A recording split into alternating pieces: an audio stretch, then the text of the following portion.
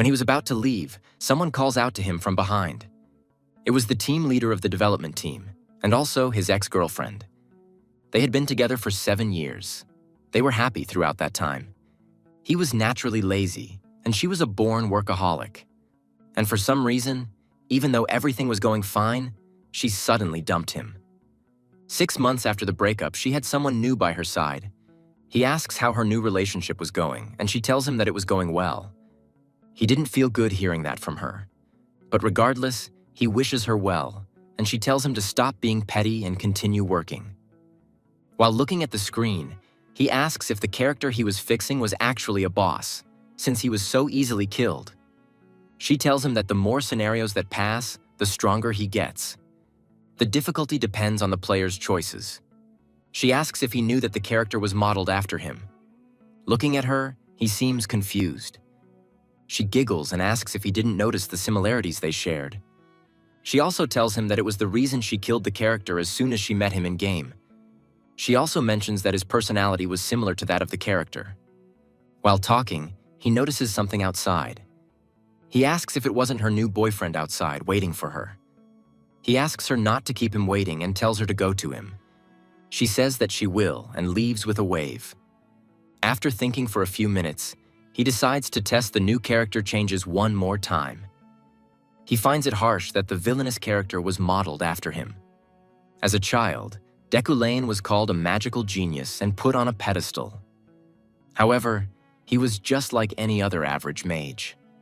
And because of his arrogance and noble background, he ends up with the worst personality. He can get stronger, but he was always surrounded by those who hated him. Woojin wonders if he should add more attributes or personality traits to make the character a little stronger, especially now that he knows the character was modeled after him. He adds comprehension, wealthy, Midas touch, sharp eyes, Iron Man. At the end, he ended up adding everything that looked good. Feeling a little ashamed about it, he decides to quickly revert the changes. Just then, he gets a notification on his phone. It was the storyteller, asking if Woojin needed anything to be changed on the models, and told him to change it himself. Woojin says that he was just looking at the model.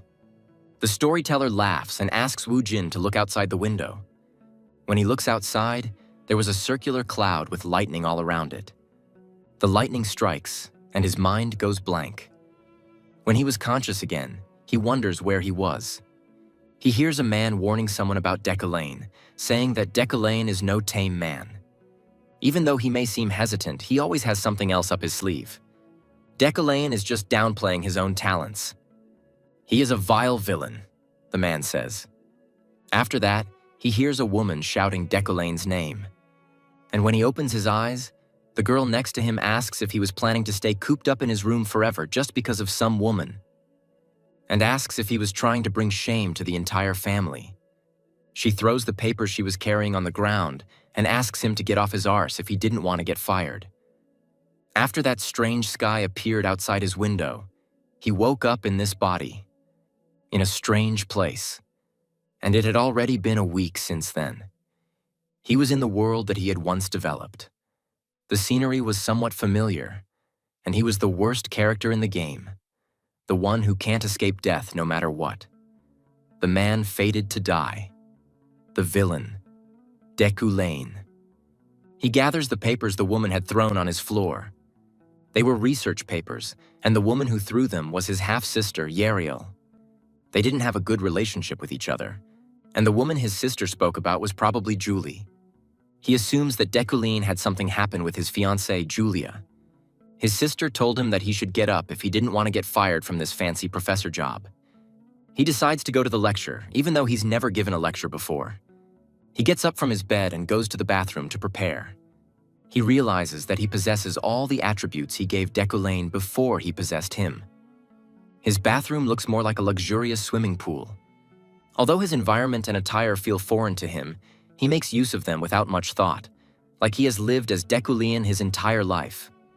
Usually, he would feel weird wearing anything other than office attire, but here, he feels elegant and comfortable in these clothes. It's as if his body was telling him that this is his body now. The formalities he once found rigid as Woojin now felt natural. He is a noble. He felt like a superior member of the nobility. But Wu Jin, a regular man, objectively tall and handsome. And to quote his ex-girlfriends, a pathetic, lazy bastard. He says that he won't lose himself to the power trip. He walks up to the car with a driver waiting for him. He had never been in such a nice car before. Thinking about the expensive car brought up some memories that pissed him off.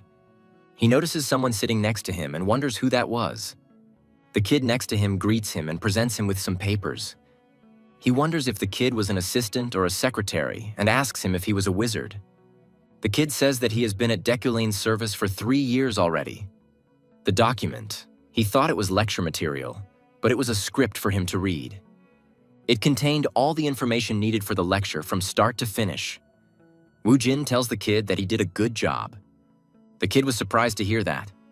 When Wu Jin asks him to rest until they got to the university, even the driver was surprised that he gave a compliment to someone. Wu Jin himself felt sick from complimenting another person. He wondered if it was Deculane's real self resisting. They reached the university, an eye-catching building with marvelous architecture. He remembers that the letter noted he had to go to the Roteo Hall. The students were murmuring about how fortunate they were to finally get to listen to his lecture. They say they heard he was a master of spell interpretation and apparently a child prodigy. He gets everyone's attention and introduces himself before starting the lecture. Some of the girls already fall in love, saying how handsome, smart, and cool he was. One student wonders how that was cool. She declares him an enemy of her father. 3 years ago, her father ended his life. He had devoted himself to researching spell interpretation, but due to the shock he received when someone extorted his thesis from him, he fell into despair and chose death. The person who stole that thesis was Deculaine. However, she couldn't do anything since she lost everything after her father passed away. Even though she was born noble, she lost everything of value, including her family house and their territory. She became an orphan without a home. She pledged back then to take revenge on the man responsible.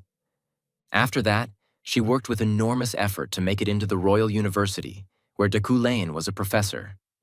Even though the other students don't know, she knows that the spell interpretation everyone praises him for is a bluff, stemming from her father's achievement. She wonders how he can stand in front of her so arrogantly after ruining her family. She says that his position belonged to her father. She swears to expose him and get him killed. She holds herself back, waiting for the perfect opportunity for revenge. Deculaine silences the class and says that he will be teaching a special lecture.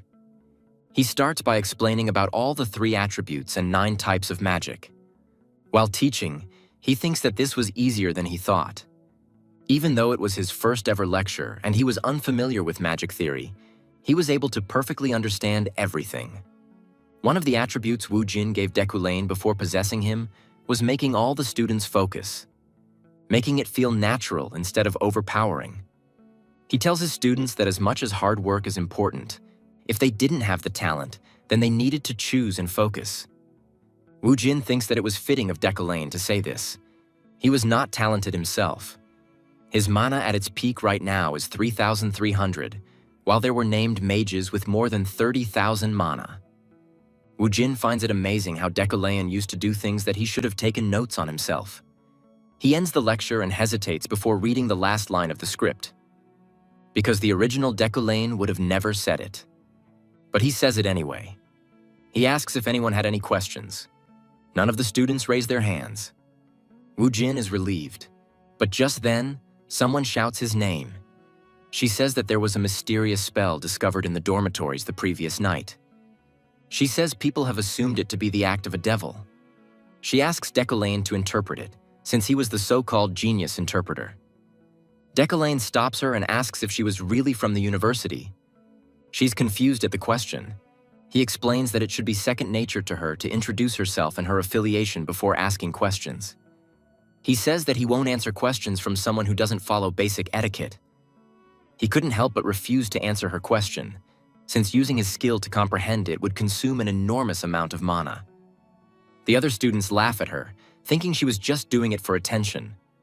While he's about to leave the class, she stops him again. She says that the magic tower was refusing to analyze the mysterious spell, and she was the only one who could do it. Without waiting for him to answer, she draws out the spell and requests him to interpret it. He almost uses all of his mana. She says that several debutantes at the dorms were analyzing the spell, but there was no progress, and asks if he can give some hints. Before she finishes her sentence, he tells her that it was barrier magic. He tells her there was no need for any hints. He says it was a bewitchment-type barrier spell that someone might be using to trap the students. She is left speechless. Later, in the cafeteria while eating, she calls him an annoying bastard. She wanted to expose that his interpretation skill was a lie using an unknown spell. But instead, she got made out to be an idiot with no manners just because she didn't state her name. She thinks that he was lying about the spell type. Bewitching magic was very difficult magic. She had just brought the spell drawn in the dorms because she thought it was to increase the freshman's research skills. She calls Deculain an idiot for outing himself. One of her friends runs to her, calling her name over and over. Her friend says that after they assumed it to be a barrier and recomposed the spell, it turned out that Deculain's interpretation was right. She asks what her friend means. Her friend says that she was very brave to ask the professor. But Ephorine asks her friend to tell her about the barrier. Her friend asks if Deculain wasn't amazing to interpret it so quickly, without it having any parameters whatsoever. She couldn't believe it. Her friend thanks her and leaves to write a report about it. She thinks that he was just lucky and got it right. She feels bad for improving Deculain's reputation for nothing. She pulls out a paper outlining Deculain's course teachings. She says that it's like the saying goes, "Know your enemy, and you'll win all your battles." She says that she won't waver, even if she has to see his annoying face from now on. She promises to expose him no matter what. While walking back, Woo Jin thinks that the whole situation could have gone badly. The moment he looked at the spell, his skill automatically activated. And just looking at it was enough to drain all of his mana. He wasn't able to understand what the spell was. Even if he had twice the amount of mana he has now, he wouldn't be able to understand it. But he was glad nothing went wrong. He's pulled away from his thoughts by the person in front of him. She asks if he was doing well. It was Deculain's fiancé, someone destined to become the pinnacle of knighthood. He tells her that he's been fine. She asks why he was fine despite breaking the promise they made a week ago. Woo Jin doesn't remember any promise. He tells her he doesn't recall any promise and tries to walk past her. She steps back into his way and asks if he was running away just like before. Thinking there's no way to shake her off, he says that he had suffered a fever which made him forget some things, and asks if she could remind him what the promise was. She had asked him to promise that he would be truthful about himself, to confess his pretenses and arrogance to everyone if he wanted to be with her. But she doesn't tell him anything about the promise. She says that she was wrong to trust him and moves out of his way. He looks back at her and leaves, now that he was excused. She grits her teeth while walking away. Her engagement was one of convenience. Deculain, a talented mage, and Julie, a talented knight. With their union, her brother was sure that only good things would come, for both politics and bloodlines. No one could object to her brother's decision. It was fine, she thought. It was for the good of her household, even if she didn't like him. However, the household soon realized that his talents never existed. He had lied his way into his position as a professor. After some incident, he stopped producing results. Despite that, the two families tried to keep it quiet.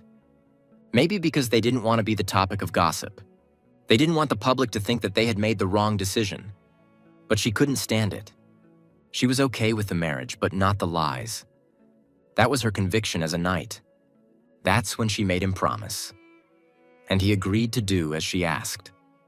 She was surprised. But now she thinks he never meant to keep the promise in the first place. While walking around the university, he takes a moment to admire how nice it looked. A large campus and a garden that was well cared for. He and his team had spent sleepless nights together to create this atmosphere. He thought it would have been better if he were in someone else's body instead of Deculain's. Just then, he notices someone running at him. He quickly pulls his elbow back to defend himself. But it was just his assistant who falls over after getting hit and apologizes, saying he was in a hurry to see his professor. Deku asks if his name was Zoro. The kid says his name was Alan. Deku says he was mistaken. At his office, he asks why Alan was in such a hurry to see him. Alan explains that it's about the list of sponsorships for the new mages that year. While going through the names, Woojin notices that a few of the names were glowing gold. He assumes it's because of the attributes he added earlier. He figures that the names glowing gold are people who will bring in money for him. Among all the names, the girl who declared him her enemy, Ephorine Luna, shone the brightest. However, she had no sponsorships. Deku asks Alan why she didn't have anyone backing her. Alan says that everyone might be too scared to sponsor her, thinking they would end up on Deku bad side if they did. But seeing that she was talented enough to make it into the university without even going through an academy, if he let things play out as is, he would end up meeting the same fate Deku was destined for. Deku had countless deaths in the game. A sword through the heart, a wand to the head, poison in a wine glass, a bomb on a train. And since Woojin doesn't plan on dying, he has to make a different choice than Deku would have. He signs the paper and asks Alan to turn them in. After Alan leaves, Woojin thinks that he needs a lot of money to survive. Investing in a mage is one way. However, that alone won't be enough. There are countless people who resent Deku in this world, those who will try to kill him whenever they get the chance. In order to survive, he needs a way out, a way to become stronger. However, with Deku current lack of talent, he wouldn't be able to respond properly to the dangers that lay ahead. But he had something the original Deku never possessed: his unique attributes. Deku might have bragged about mastering all 4 elements, but in reality, he couldn't control them. Still, what he could do was combine what he had with his new attributes, specifically, metal manipulation. This allowed him to wield levitating blades, a technique unfamiliar to this world. It wasn't mainstream magic, but it was powerful. What he lacked in natural talent, he could make up for by manipulating the properties of metal. But before reaching that level, he needed to learn the basics. So he began immediately. The moment he started, the entire room lit up with a cool blue hue. He was learning telekinesis. Fast. In just moments, he made a pen float with ease. And since he had memorized the spell completely, he didn't need a chant or incantation. He could cast it by will alone. But this was only a low-tier technique. Even with high-level telekinesis, he wouldn't reach the level he was aiming for. As he flipped through one of the magic books, a strange idea entered his mind. He wondered what would happen if he engraved magic circles not just in his mind, but all over his body. The larger the circle, the stronger its effect. If he could fully understand his own body, he wouldn't be limited to just one in the brain. He could carve one into his heart, another in his core. Dozens of them. The risks were obvious. Overload, damage, maybe even death. But one of the attributes he had added was called Iron Man. It allowed his body to withstand the harsh side effects of extreme magical strain. With the last of his mana, he prepared to test the idea on himself. And the moment it began, he understood why no one had dared try it. A terrifying pain ripped through his body, as if every bone was being crushed, every muscle torn apart. But still, he didn't groan, didn't scream. He endured it with the grace of a noble. When it was over, his mana was completely drained. His body was on the brink of collapse. But he had succeeded. A single magic circle had been engraved into his shoulder. And at that rate, it would take about 2 weeks to cover his entire body. A month after his first seminar, the day of his first official lecture arrived. His students were confused. They had heard all sorts of things about Deku from their upperclassmen. But this class? It was nothing like they expected. Instead of a lecture, Deku had simply left them a message. Bring me anything from the surrounding area that's overflowing with elemental energy. And just like that, the students were wandering through the forest, searching for something to present. Ephorine wasn't surprised. She expected this kind of irresponsibility from him. Of course, he'd leave the students to figure it out themselves on day one. As she searched, someone bumped into her from behind. She turned around, ready to snap, but stopped when she saw who it was. Sylvia, a name she hadn't heard in years. One of her childhood friends, or at least she used to be. Ephorine wondered if Sylvia even recognized her. Later, while she was building her elemental object, Ephorine's mind drifted back. 10 years ago, Sylvia's family had surrounded her manor with soldiers. They were afraid of Ephorine and her father's potential. So they pressured them, threatened them, and forced her to abandon magic altogether. She clenched her fists as the memories resurfaced. Just then, the elemental form she was working on vanished, like the mana had been sucked out completely. She followed the trail and found Sylvia, gathering mana to build her own element. Ephorine confronted her, asking if she realized she had stolen everything she'd just gathered. But Sylvia said nothing. That silence only made her angrier. She tried another approach, accusing Sylvia of pretending not to recognize her, of acting innocent after threatening her family, after driving her away from magic. She demanded to know if Sylvia had been so afraid of losing her spotlight that she had crushed someone else's future. Finally, Sylvia broke her silence. She claimed she didn't know Ephorine. That line was the last straw. Ephorine asked if Sylvia was looking down on her, mocking her. Sylvia calmly turned and said she'd heard about Ephorine's father, the once noble man, who was now dead. That sentence shattered something in Ephorine. Blinded by rage, she snapped. To everyone's shock, she struck Sylvia, yelling at her to say it again. Sylvia quickly tried to create a barrier to defend against the attack. After the huge explosion, the other students were surprised hearing the sudden noise. Sylvia was on the ground, and Ephorine was grabbing her by the hair, asking her to repeat herself one more time. Just then, she saw some kind of weird light behind her, an unstable purple orb. It was like a void, where the two of their manas collided with the element Sylvia was constructing. The void was sucking up everything around it. The students tried to run away, seeing it was about to explode. Ephorine knew that if that thing exploded, it would shoot out metal fragments everywhere and kill everyone there. It exploded. Ephorine tried to save herself with a barrier, but nothing happened. The fragments were floating around in front of Deculain. The fragments started moving again. They went toward him and turned into mana. The moment he used telekinesis, there were exclamations all around. Since they were students learning magic, they couldn't help but feel the beauty of magic, enchantment magic that no one could help but acknowledge the dazzling aspect of. After removing all the mana from the fragments, he piled them all up and said they would be stopping the lecture there. He told everyone except the ones who caused the commotion to leave at once. She knew she was screwed. He took them both to the interrogation room. One of the professors, who arrived a little late, tried to suck up to him and the chairwoman. The chairwoman welcomed them and apologized for the sudden summon. The professor, Relin, who was sucking up to them just now, asked who dared to lay hands on a member of a higher noble family. He said he heard it was a lowly commoner who didn't even attend an academy. He made sure to praise Deculain in every sentence, saying it was very impressive how he managed to resolve things before they got ugly. Wu Jin realized that the old man was trying to suck up to him, but it was expected for them to pick the side of an influential noble family over a fallen nobody. He thought it would be best if he changed the results of the disciplinary meeting. Since he had arrived there, he could sense a scarlet energy pouring out of Ephorine.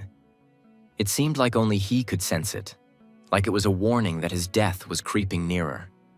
The disciplinary meeting between Sylvia and Ephorine began, and immediately the old professor went off on Ephorine, saying she could have hurt a lot of students if Deculain didn't intervene. He asked her to tell the reason for the conflict, but she said she couldn't answer that. She knew that Deculain was behind the glass and didn't want him to know about her father. Sylvia looked down on her father, and she couldn't let her enemy know that was what bothered her. The old professor asked if she was joking and if it was some kind of inferiority complex she had. He said she should have remembered the difference in position between her and Sylvia. He then asked Sylvia to speak. She clearly explained that she accidentally destroyed Ephraim's work, and that led to an argument. After hearing her explanation, the professors started siding with her. Some even wanted to expel Ephraim because of her violent behavior. Ephraim started to feel cold hearing all those harsh insults at the disciplinary meeting.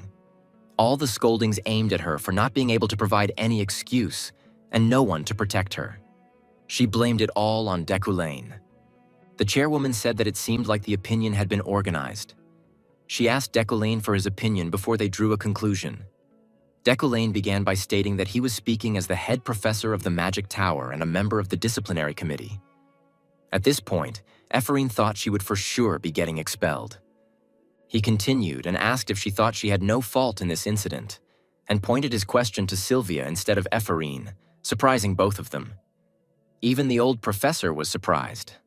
Deculain pointed out that Sylvia could have easily prevented the incident, yet she made no efforts to do so. He asked if perhaps her abilities, which everyone expected so highly of, were not enough to stop it. Sylvia admitted and apologized, saying she didn't block Ephraim's attack because she wanted Ephraim to get into bigger trouble. Ephraim wondered why he asked Sylvia instead of her, even though the fault was hers regardless. The old professor also brought up that same point, saying it was the attacker's fault. Deculain said that if they cared about context, it was his fault for being the one to make the lecture. Deculain asked if the old professor wanted him to take the blame.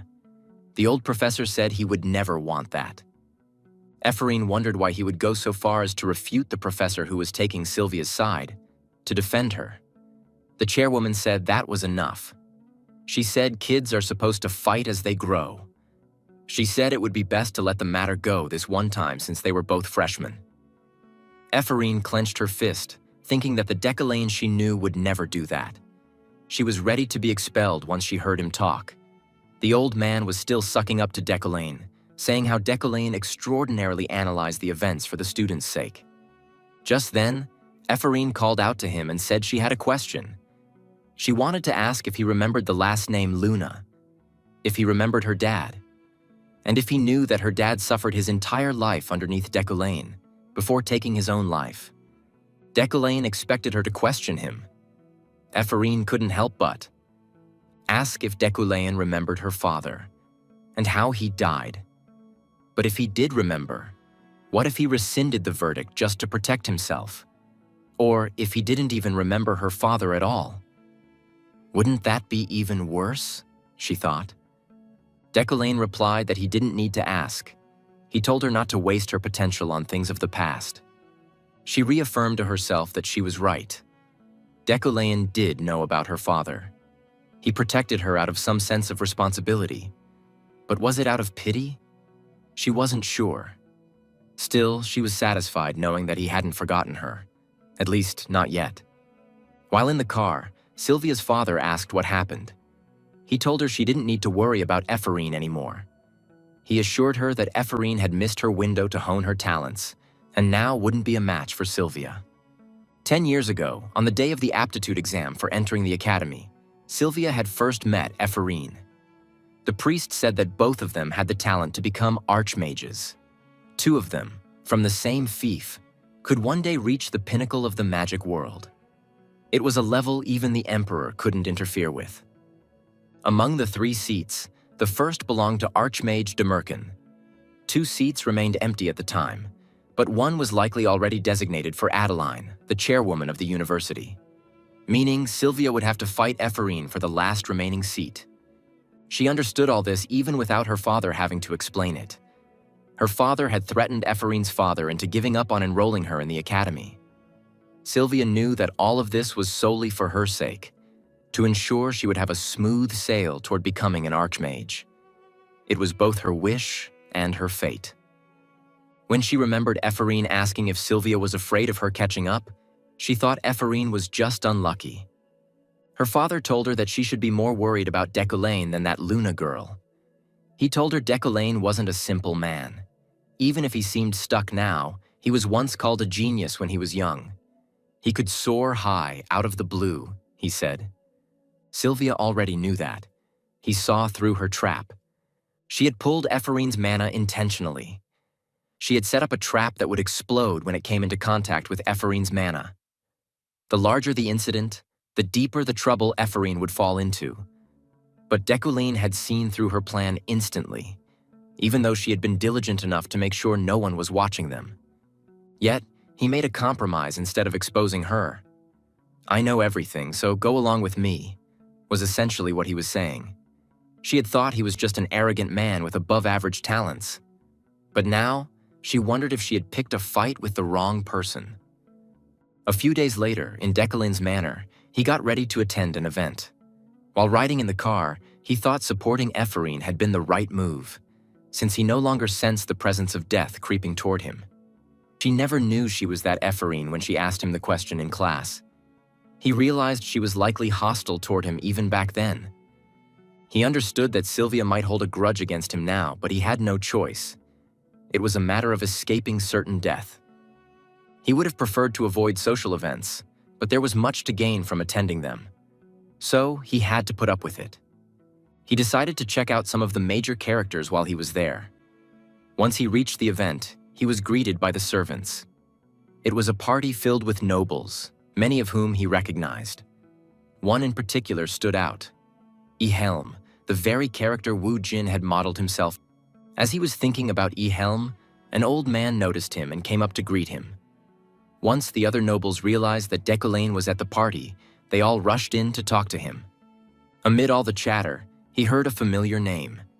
He quickly walked past the nobles toward the person who mentioned it, someone called Ganesha.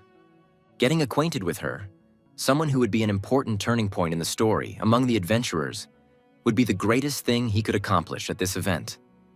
He walked throughout the party trying to find her. Unbeknownst to him, she was already watching from the balcony above, wary of him. He notices her, the woman with red pigtails and an adventurer outfit. When he tries to get to her, someone calls out to him, "Yahello." He walks up to Decoline, asking how his research was going and telling Decoline about all the rumors there were about him, about how his research was stagnant for more than 3 years, and about how people are doubting his abilities. Decoline realizes that he was outwardly trying to taunt him. He used to be Decoline's peer in university. They used to be close, but after losing the head professor position to Decoline, he began holding a grudge of jealousy against him. Perhaps the original Decoline would have fallen for the provocations, but they didn't matter to Wu Jin. When Decoline glances at the balcony again, Ganesha was gone. Yahello says that no one would like Decoline if he acted all high and mighty. Decoline gets angry that he lost Ganesha because of Yahello and goes up to him and tells him to cut the bullshit and calls him a rotten cheese-like bastard before leaving quickly to find Ganesha. But he couldn't find her because everyone he came across tried to suck up to him, making him waste more time. When he came out to catch a breath outside, to his surprise, Ganesha was standing next to him. She asks if he was looking for her. He says he just came outside to escape the leeches, but since Ganesha talked to him first, he wondered if they were already acquainted. He tells her that he was just lost. She laughs and says that she knows he was looking for her. She apologizes for failing the mission he gave her. But she also tells him that his advance was paid back in full with the cancellation fee and asks him to let go of it just this once. She says she was sorry for not being able to bring the child talented in magic like he had asked. She tells him that she got attached and couldn't give them up to him. Decoline was planning to adopt a talented child to compensate for his own shortcomings. She asks if she can ask him a question, and he asks what she means. She asks how long he will keep living like that. Before he had possessed Decoline's body, he accepted the sweet talk from those who were of no help. He destroyed the trust of those around him and hurt many for his own fame. However, Wu Jin's only goal is to survive. He tells her that he will live differently, surprising Ganesha. She leans in and says that she wasn't expecting that response. She thought that he would have tried to kill her since she agreed to the mission and ran away. He tells her that she was just excessively concerned for no reason. Wu Jin knows that he would probably die if he tried to kill Ganesha, who was one of the strongest adventurers. Although she didn't look like it, she was extremely strong with attributes like an invincible body and mastery of all martial arts. She was a fighter and adventurer who reached the physical peak. And because Wu Jin possessed him, Decoline probably didn't have a chance to send assassins after her. She was wondering if he ate something wrong. Since he achieved his goal, he tells her that he will be heading back and asks her to not worry needlessly. She asks if he was really leaving and if it was really okay. She asks if there really won't be any assassinations or deaths. He turns back and says that all that is classless, silencing her. With his sister's power, he could use the Adventurers Guild to pressure Ganesha in the future if needed. One of Julie's relatives, Rayleigh, asks Julie how long she planned to stay at the event for. Julie says that she never wanted to come in the first place. Rayleigh tries to get Julie off the dining table, but Julie doesn't budge. She then asks how things were going with Deculaine. Julie asks what Rayleigh means, and Rayleigh says that she was worried because there were so many rumors. Julie is angered when thinking back to that day. She says that it was obvious that things weren't going well. Rayleigh tells Julie to not be so loud. Just then, Julie notices Deculaine walking down the stairs. He ignores her and walks toward the entrance to leave the event. People were surprised that Deculaine, who loved social gatherings, was leaving so early, and that too without even looking at his fiancée. Rumors started spreading that it was because of disharmony with Julie. But there was no way Woo Jin would know any of this. 1 week had passed after that event, and during that time, other than his daily training, he had also started working out. The reason being, he almost died while doing something crazy. A few days ago, he had tried to create another magic circle. If he had been a normal person, he would have surely died. But he managed to barely survive because of the Iron Man attribute. After meeting Ganesha, he started desiring greater strength. So he engraved fire control in addition to his existing engravement to strengthen his metal manipulation. This method would reduce the amount of time needed to learn magic, but in exchange, it was incredibly dangerous. After seeing the strain it put on his body firsthand, he decided to train his body and even developed a morning routine. After the training, he goes to work, and at his office, Alan presents him with something. A statement from the Magic Tower informing him about an audit hearing scheduled in 6 months regarding his advancements, asking him to prepare relevant documents before then. It was quite the unfavorable situation for Woo Jin, since Deculaine's research had been at a standstill for more than 3 years. Losing the title of professor, which came with so many merits, would be equivalent to losing all his hopes of returning to Earth. He had to find something in Deculaine's laboratory, and quickly. He went in hopeful, but as soon as he opened the door, it was a mess, like no one had been there for years. A particular heap of trash looked unnatural. He didn't know who the culprit was, but they knew full well that Deculaine wouldn't bother going into the room after seeing this. But thankfully, Woo Jin had telekinesis to clean it up. It was a research book hiding within the trash, encrypted so no one could steal the research results. But it was useless, since his attributes could help him comprehend anything. The book glowed bright gold, signaling that the research was something very valuable. After going through it, he found that it was brilliant. But it was incomplete. It had torn pages and empty spaces, and even the logic at some points was incorrect. Despite all those flaws, it was still enough for him to understand how great it was. The bookmark had a childhood picture of Ephorine. It seemed like her father made an effort to hide this research from Deculaine. The grudge the Luna family held against Deculaine was clear. Because of Deculaine, Ephorine had lived a brutal life. He closed the locket and said that he would complete the research papers. And if he managed to do so, he promised to add Luna's father's name on the paper as co-author. Of course, he had to be the main author to keep his professor job. Meaning, in the cafe, one of the girls said that all the commoners should stick together, since there were only 30 of them in the university. She asked for Ephorine's opinion. Ephorine was surprised and thought that she used to be a noble too.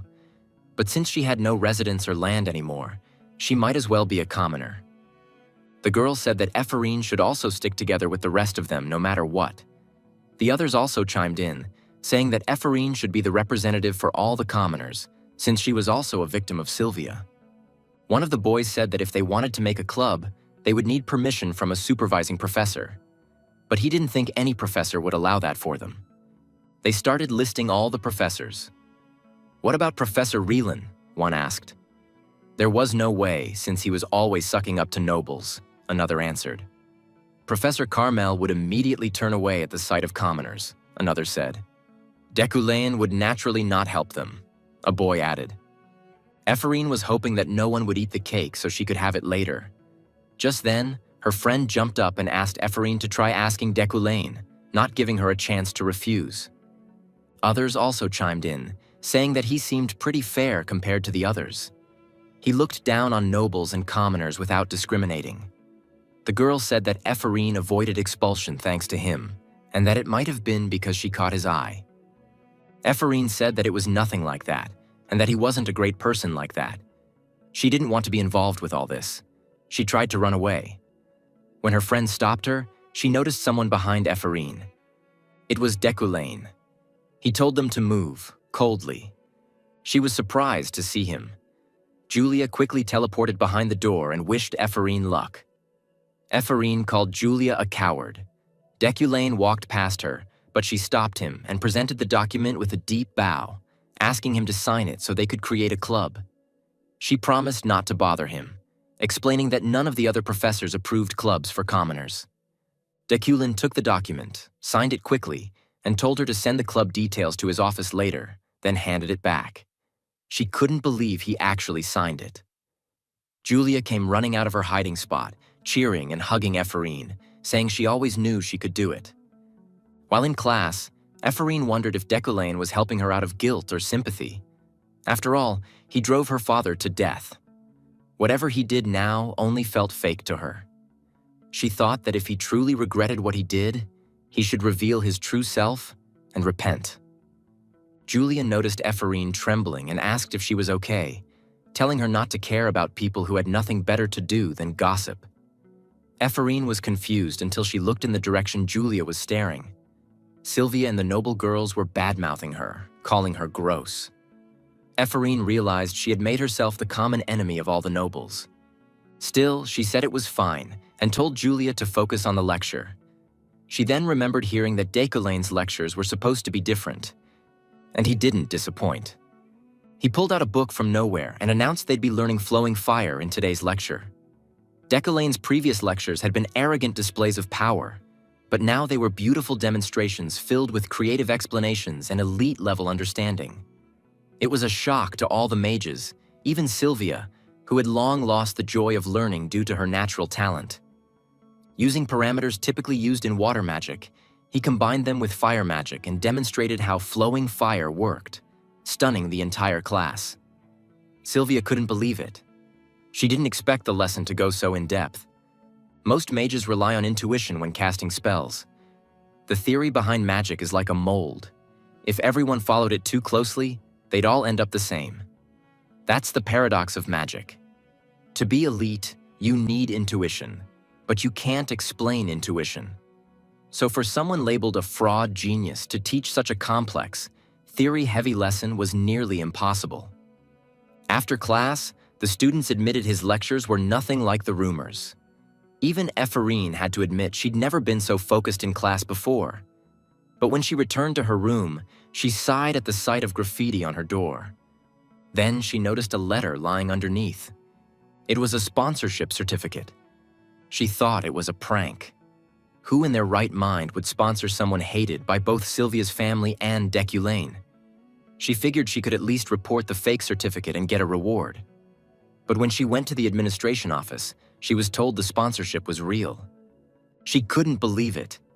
Ecstatic, she slapped and pinched herself to make sure she wasn't dreaming. Then she quickly glanced around to ensure no one saw her reaction.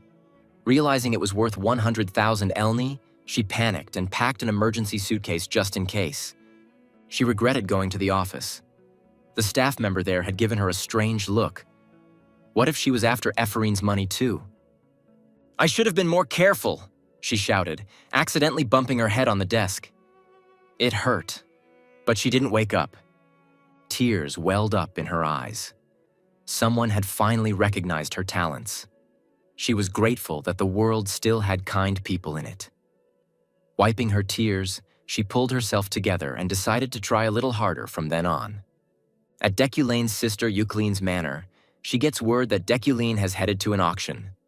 She messes her hair while saying that the last time he went to an auction, he blew 10 million elne. She says that she won't forgive him if he causes more trouble for her. Meanwhile, Woojin is excited that he finally gets to buy what he wants. During his telekinesis training, he realized he needed some metal to compensate for his lack of skill. The item he has now is made of wood steel, but this was just a temporary patch. What he really needs will be available in this auction. He enters the VVIP waiting room and immediately notices Julie. She also quickly looks back at him and stands up from her seat to face him. She says that she hopes he was fine, with a cold look. Woo Jin wasn't really pleased to meet her there. She says that she heard about him sending 2 young mages to the disciplinary committee this time. He tells her that it was old news at this point and asks if she wanted to blame that on him as well. She thinks for a second and tells him that they were newly appointed debutante mages and asks if he intended to crush the dreams of rookies with despair. She tells him that his sins will come back to haunt him one day and tells him to change his ways. She tells him this was the last piece of advice she could offer. Woo Jin realizes that Julie intends to cut off her relationship with Decolin completely. This was good news for Woo Jin. No matter how beautiful she was, he didn't intend to marry someone so unstable. And around her, there were many variables which would lead to his death. He could literally die on the day of marriage. He simply nods to her words, and she storms off. He remembered that she wasn't the type of person to go to an auction and asks if she came all this way just to tell him that. She quickly turns back with a surprised face and starts going off on him, saying that he was so full of himself and that there was no way she would do such a thing. She says she came because she needed something and that she would never do it because of Decolin. Woo Jin says that he gets it and asks her to calm down. He says that saying it once was enough and she starts pouting. He finds her quite cute while she leaves, but suddenly realizes it. Why did his emotions suddenly change, even though he was thinking how dangerous being around her would be just a second ago? He wonders if he was being influenced by Decolin's emotions, even though he was being careful to keep his personality from being corrupted. They announce that the auction will soon begin. He brushes his thoughts off as if he was overthinking stuff.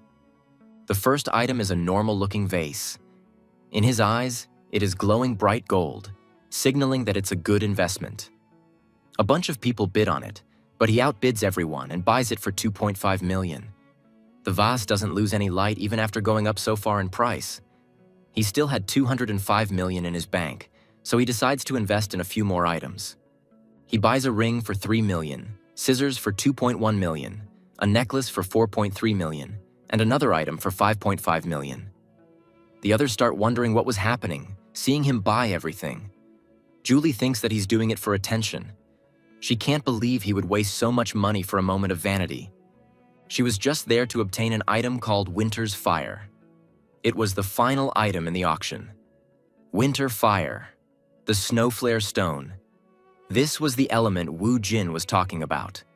One of the rarest metals in the world, typically used to forge extremely powerful weapons. An item that holds both hot and cold energies. The only item that would surpass this would be dragon bones, effectively making it the best ingredient for him. Julie also wanted it for her sword. The price starts at 10 million and quickly jumps to 30 million. When Julie is about to bid on it, she hears Decolin bidding 31 million. She quickly turns around, angry and annoyed. Decolin is only focused on the rock. While they go back and forth bidding on the rock, some people say that he's trying to get it so he can gift it to his fiancée, who is a swordswoman. Some say he's so deeply in love with her that he can't let her buy it on her own. Decolin doesn't even know that he's competing with Julie. He understands that she might hold a grudge against him if he takes this away from her. But too bad for her, he needs it more. This is the first time it's been available in 3 years, and who knows when it'll be back. Julie thinks the same. Both of them don't seem to want to give up on this item. Eventually, the final call is made at 42 million Elnis. The winner, Decolin. Spectators are thrilled, calling it the most intense auction in recent memory. Rumors fly again. Some say he'll gift it to Julie, just like last year when he lavished her with luxurious presents on the day of their engagement. But to her, that was the worst day of her life. In front of all his riches, she felt only humiliation. She had wanted a promise to be fulfilled, not expensive things. That day, she left and broke off the engagement. But the fallout didn't end there. Rumors swirled. claims that she had fallen for Decollane or that she begged for a knight captain's post in his sister's order. She suspects Decollane himself spread those lies to lure her back. No matter how hard she tried, she could never love a man like him. Then, Decollane approaches and asks if she had also wanted the Snowflare Stone. She assumes he's mocking her again, but instead, he apologizes for taking it. Then, without another word, he walks away. Julie is stunned. The Decollane she knew would never have apologized. After the auction, Julie is called by her sister Josephine, who tells her to get in the car. Back at Euclid Manor, Woo Jin senses that Julie is undoubtedly angry. Yet strangely, he doesn't feel that familiar looming sense of death. He wonders how far Decollane must have pushed her in the game to drive her to murder. When he returns to the manor, the atmosphere is tense. He asks what's wrong. Someone tells him that Yahello is home. His sister. She's standing in the corridor and immediately confronts him. The funds he used at the auction, she says, were meant to pay for the mines. Was this why he had taken her money? He tries to reassure her, saying everything he bought will turn a profit. But she explodes. She says he's been treating her like a garbage can, someone to clean up his messes. She cries, revealing that the estate hasn't been doing well financially. The workers and she have been working tirelessly to keep things running, while he goes and gambles away all their savings. She accuses him of wasting everything their parents left behind and using up 150 million illness in a single day. The pressure builds. Woo Jin can feel death creeping closer. One wrong word here and he's finished. But if he backs out now, he'll lose too much. He makes a decision. He offers her the position of family head. She freezes, shocked. She asks if he's serious, and he says yes. She thinks he's lying, but he swears to make a mage's oath, a binding vow that kills the one who breaks it. She can hardly believe it. She warns him that if he goes back on this, she'll kill him herself. Then, determined, she rushes off to deal with the aftermath of the auction. Woo Jin sighs in relief. It felt like a storm had just passed, but at least he survived. Maybe if he keeps making bold, calculated moves like this, he can escape his fate. Just then, Ganesha, who had been spying on him, comments that he really did mean it about changing. Woo Jin calls her an unwanted guest, but she apologizes, saying she saw something shocking.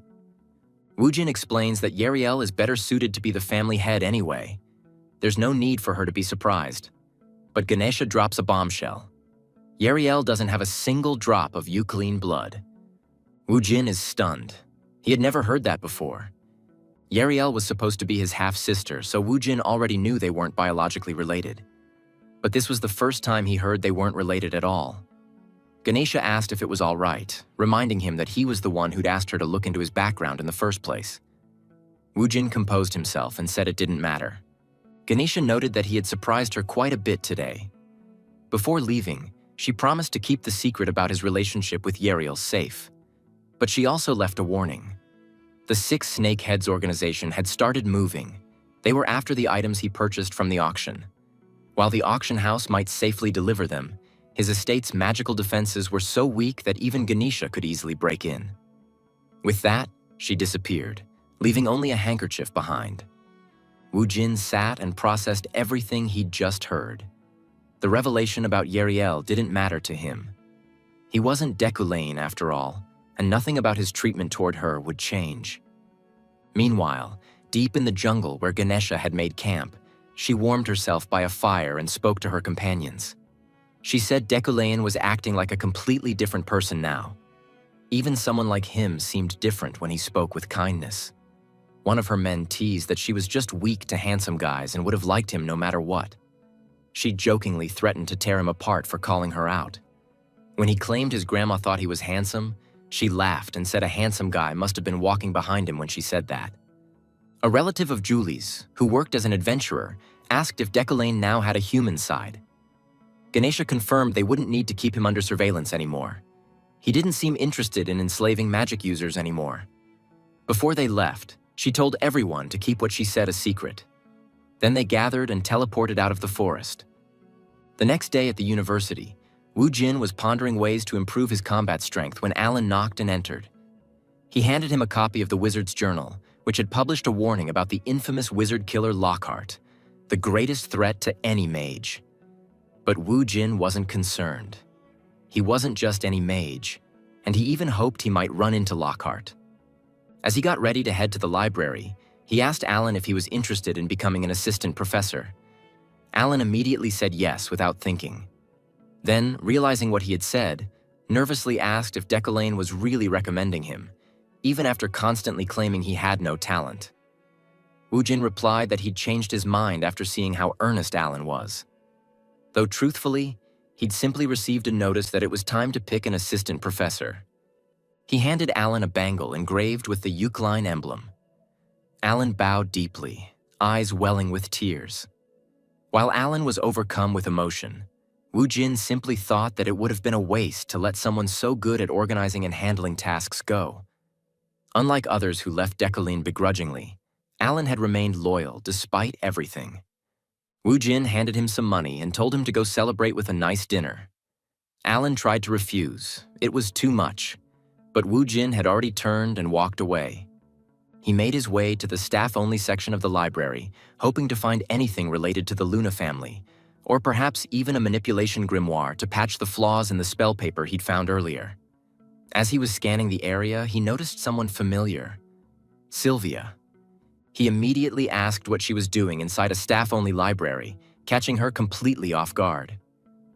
10 minutes before Decollane arrived, Sylvia had come looking for her study material, and the librarian had asked Professor Relan what she was supposed to do.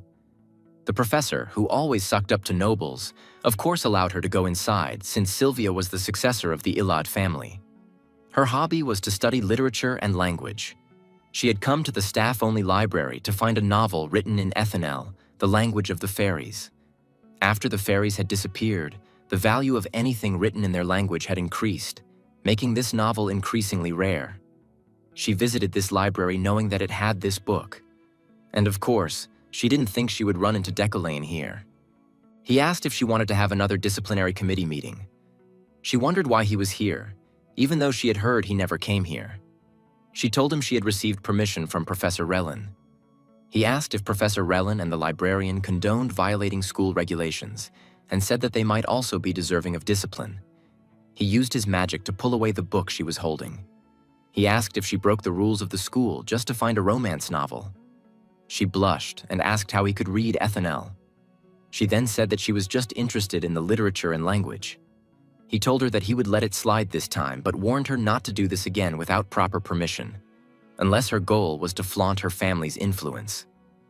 While he walked away, she thought that she was just humiliated by him and wondered how he could read the language of the fairies. Later that day, during practical training in the forest, one of the professors was impressed by how composed all the students were, even though they were in the Mountain of Darkness. The mountain was a place of considerable significance and was kept under strict security by the university. It served as a training ground for real experience. Due to the dangerous beasts and creatures, the university enforced protective barriers and ensured patrols by an on-duty professor. Professor Relan, who was already out of breath, asked Decollane who they should appoint as the on-duty professor this week. Decollane said that he would do it. Relan began praising how noble Decollane was for being considerate of the students' safety, but Wu Jin just felt a weird sense pulling at him and wanted to investigate it. The other professors left him, and 9 hours later at the cafe, Ephorine treated a bunch of her friends to expensive ice cream because she now had 100,000 elni. They asked if it was really all right to eat it, and Ephorine told them not to hold back. Julia said that she had already submitted the club establishment plan and told the others to consider this the first gathering of the club. One of the boys hoped that others wouldn't hesitate to join since not many people seemed to be signing up. Julia assured them there was no need to worry as long as they ran the club well. They talked about the training session in the Mountain of Darkness, and Ephorine said that 50 students had volunteered for it even though accidents happened so frequently there. Just then, they sensed an ominous feeling. They ran out to see what it was, but not seeing anything outside the building, they ran toward the mountain, where they could hear someone begging for help. Julia tried to stop them, saying something felt wrong, But Ephorine ignored her and ran straight into a teleportation trap. She was teleported into the deep forest. She heard the person begging nearby and said she was coming to help. She noticed a woman looking wounded in front of her. Before her eyes, the woman got hit and screamed in pain. Ephorine turned around after seeing that the attack came from behind her. To her surprise, it was Decollane. She asked why he attacked a helpless civilian like that. Decollane asked if she could open her eyes and tell him which part of the demon looked like a helpless woman. The woman had turned into a demon. Decollane asked if Ephorine had fallen for a demon's illusion magic that easily. He used telekinesis to pull her away and told her not to interfere, asking her to get lost. He dragged her away from the fight with his telekinesis. Turning to the demon, he said it was time to hunt. The demon seemed furious after losing its easy prey. It lunged at him and he dodged its attack. The ones he couldn't dodge, he blocked with the metal elements he had created. After analyzing the demon, he understood that due to the core on its forehead, it was probably a demon that specialized in illusions, and thanks to his attributes, his metal attacks were ineffective against it. Decollane's blood was boiling due to his lineage. The Euclines were renowned for hunting demons since ancient times, and now the lineage was manifesting in Decollane. He could never let a demon before him survive. He felt a rage he had never felt before while looking at the demon. After that point, the fight ended in a flash. Decollane didn't stop insulting the demon even after its death. He understood that the appearance of the demon was where the game he made was meant to start. 2 days later, in the infirmary, Ephorine woke up from her sleep and suddenly jumped up. She asked the nurse what happened in the woods, and the nurse explained that there was a demon appearance in the Mountain of Darkness, and Ephorine had been bewitched by the demon and passed out. She was later found and moved to the clinic. The mountain was shut down, and investigations were still ongoing.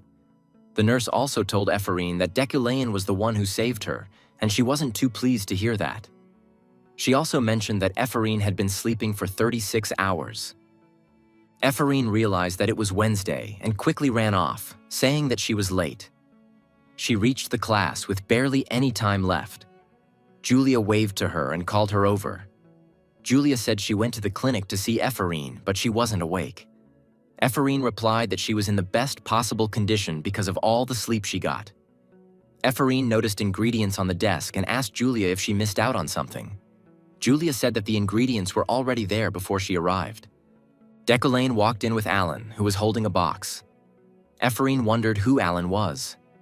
Decollane announced to the class that Alan would be his teaching assistant. Students whispered among themselves, saying that they thought Decollane liked teaching alone, and that he had never had a teaching assistant. Ephorine thought it made no sense. Her father had been a researcher until his 30s because he wasn't able to become Decollane's teaching assistant. She wondered why Decollane would suddenly take in an unknown mage as his assistant. Decollane explained that they would be learning by experience and asked them to solve the task given to them in 3 hours. Alan gave each of them a timer. Ephorine looked at the bracelet she inherited. Whenever she looked at it, she asked herself what her father meant to Decollane.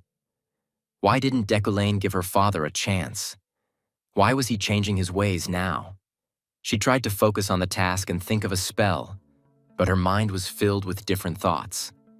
At 25 minutes and 15 seconds, one student was already finished with the task. Of course, it was Sylvia. Decollane walked over to check her work and said her spell was perfect. He exempted her from the class. While leaving, she glanced at Ephorine, who was struggling, and scoffed. Ephorine tried extra hard now to finish quickly. Julia finished next, and after her, others slowly completed the task one by one. Everyone except Ephorine. She thought she was done for. Not only did she fail to do better than Sylvia, but she hadn't even finished anything by the end of the class. She wondered why she was like this. She asked herself if she was just stupid and couldn't even do something so simple. She thought she should just give up. She didn't even go to the academy. How could she compete with the others? Just then, Decollane announced that it had been 5 hours and 47 minutes. He asked how long she planned to make him wait. Ephorine thought he had left as soon as class ended. He said she had broken down over a simple assignment and couldn't even finish it. She apologized. He told her that even if people laugh at her, even if someone is ahead of her, and even if the person she resents is right in front of her, she has to stay cold and logical at all times. With that advice, he told her that she would never reach his level with the weak mindset she currently had. He said he was disappointed in her and had expected more. After saying that much, he left the room. She stood there for a while. Then she sat back down at her desk. Clenching her fist, she said that she could do this, even if he was disappointed in her. And she continued trying to finish her task. Deculain was still waiting for her to finish outside. He thinks that even though he wasted over 6 hours on Ephrine, it was a necessary cost to make her grow faster for what is to come. Because of the demon appearance, he knew that the main quest was starting soon. Once it does, characters with the good alignment would be very important. And among them, if he had a stronger than usual Ephrine, it would be a game changer. Right now, she lacked mental fortitude and the sensibilities of magic, but once she overcomes these, she would show overwhelming growth. Of course, there was a chance her growth would pose a danger to him, but it was a risk worth taking. Fate was nothing more than a religion for those who don't put in effort, and since he believes in himself, and with Deculain's personality, he would hardly allow a young mage like her to catch up to him. Ephrine opens the door to the class and walks out. Deculain quickly goes inside to check on her task, and she had completed it. He notes that she completed it in 6 hours and 25 minutes.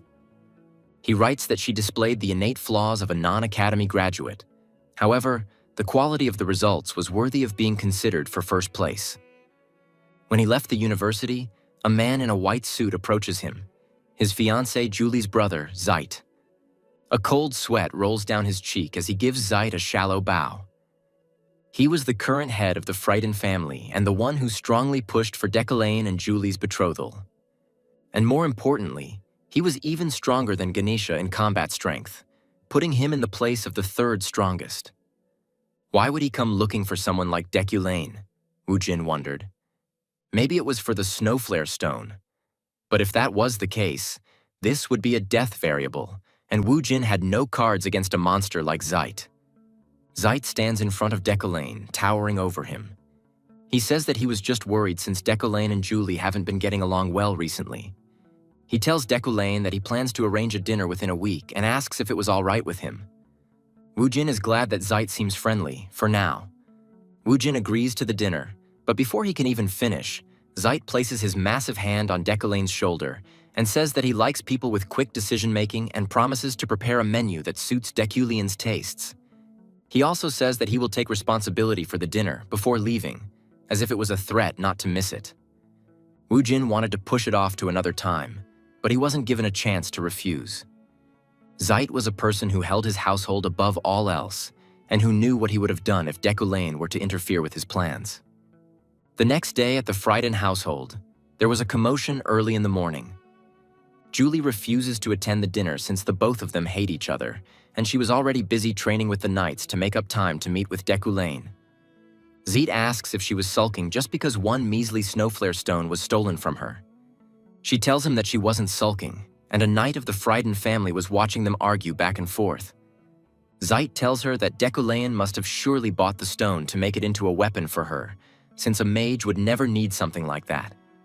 She shouts and says that if he were to really present her with a sword, she would immediately break off the engagement. Zeit loses his calm and asks her to think carefully. He reminds her that breaking off the engagement would be foolish, and that there was no place for emotions in politics. He says that he was sure there was no man she was interested in being with, and asks if she had found someone she had taken a liking to. She assures him that there's no one like that. He asks if it was because of Deculain's poor record, and she says that it has nothing to do with it. He asks her to give a valid reason, and she just stays quiet. After waiting a bit for an answer, he loses patience and leaves, asking her to be on time and settle the problem at the dinner if there were any. After her brother left, she clenches her fist before unsheathing her sword and performing random attacks into thin air. The knight behind her addresses her and says that her sword was rather turbulent. His name was Veron. She apologizes for showing a disgraceful side of herself. He says that it was no big deal and that he understands. He says that he never once believed that an abominable man like Deculain was suitable for her, and for her brother to forcefully push her to marry such a man was too much. She stops him. She tells him that it doesn't suit a knight to speak ill of others behind their back. She looks at him and tells him not to dirty his hands for her sake, with a smile, after which she simply leaves. Varen, however, was plotting something. He thinks that he had found the answer for the anguish and suffering, a way to prove his loyalty as her vassal. Something only he could do. He promises to make her happy. At the Berkt Assembly of the Elders, the news of demon sightings in the Mountain of Darkness is discussed. The Union says that they have to take action soon, as the demons have appeared. The Elders decide to send letters to the 12 sorcerers. One of the letters was addressed to Deculain. Back at Deculain's manor, the items he had bought at the auction were finally delivered. He decides to keep the ring and the necklace he had bought to help with mana recovery. The rest he decides to store in a vault for safekeeping, as per Ganesha's suggestion. However, there was one problem. The most important item, he couldn't move it an inch with his telekinesis. He wondered if the mana inside the stone was resisting him. Then he remembered something he had read in the library. A flame sword must be tamed. It was written in a book called Communion. Could that mean forming an understanding with the item itself? He wondered, while reaching his hand out to touch it. As soon as he touches it, his expression turns into a pained one, and the room fills with a bright light. He lets go of it quickly. To comprehend a mere 0.1% of the item, he had used 2,000 mana. It would take at least a year, he thought. Was it the best use of his time? He puts the thought aside, as it was about time to get ready for the dinner Zeit had arranged. But looking closely at the calendar, he saw another event 3 days from then. It was marked before he had possessed the body. The death anniversary, he whispered. He reaches the high-end restaurant and is greeted by Zeit. Zeit thanks Deculain for coming and says that Julie was already waiting inside. Zeit says that Julie looked gorgeous dressed like that. She looked so beautiful he was taken aback. He thinks that there was no wonder Deculain fell for her. Wu Jin didn't know since she always wore armor around him. He then hears an unknown voice saying that they had to put a lot of effort to make Julie look like that. Zeit asks why she was there, and she says that she tagged along since she had to pick out a dress for Julie anyway. Wu Jin hadn't noticed her since he was drawn to Julie. But it was Josephine, Julie's sister. Although she's acting like she came along with her sister for the marriage meeting, she was someone Deculain must be on guard against above anyone else. Someone who would use any means to achieve her goals. She was a sociopath, the owner of an undercover intelligence network that worked behind the scenes. Her strength was also comparable to that of Zeit. The only one Josephine truly cherishes was Julie. Because of that, wronging Julie would incur Josephine's wrath. He didn't know why she hadn't killed Deculain yet, but he could definitely feel it. Ever since he noticed her, she was displaying murderous intent upon seeing him. The fact that he could feel that sociopath's murderous intent meant that his death variable was very dangerous. He had to show that Deculain was serious about Julie if he wanted to make it out alive. Zeit says that they should get right down to business before the meal arrives.